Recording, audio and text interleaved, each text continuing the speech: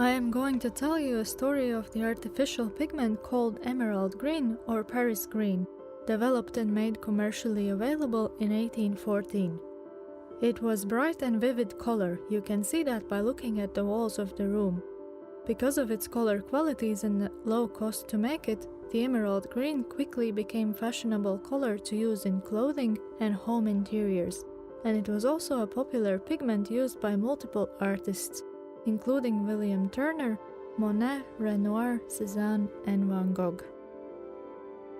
Unfortunately, with such a widespread use, the pigment came at a high cost, as the chemical formula that provided the brilliant color contained arsenic, making the pigment highly toxic and leaving its mark on the history through the caused poisonings.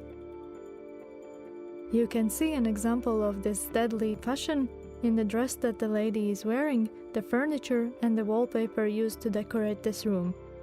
You can also see few cans of rat poison in the cupboard. That's because emerald green was sold as a colorant from the front door of the factory and as an effective rat poison from the back door. Among many others who suffered from either working with this color, wearing clothes, or even eating candy colored in emerald green, it is believed to also have played a role in the death of Napoleon. Green was Napoleon's favorite color, so he had his bedroom fitted with wallpaper in color of emerald green. The moisture in the air would slowly but continuously release arsenic from wallpaper, transforming the room into a living death trap.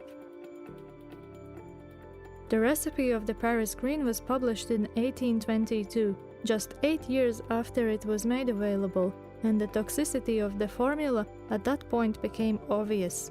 Unfortunately, the color had already become very popular, and so for the sake of being fashionable, everyone just kept ignoring the terrible side effects.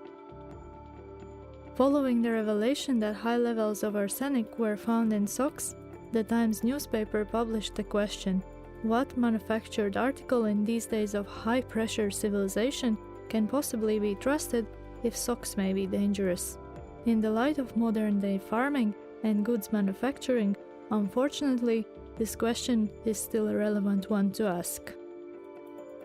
Regardless of all the terrible consequences and warnings from doctors, there was no legislation written to regulate the production of arsenic-based pigments. It was actively used for nearly 100 years.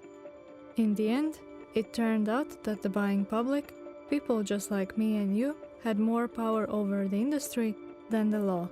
Because of a sharp drop in demand for Paris green dresses and wallpaper, production of the pigment eventually stopped.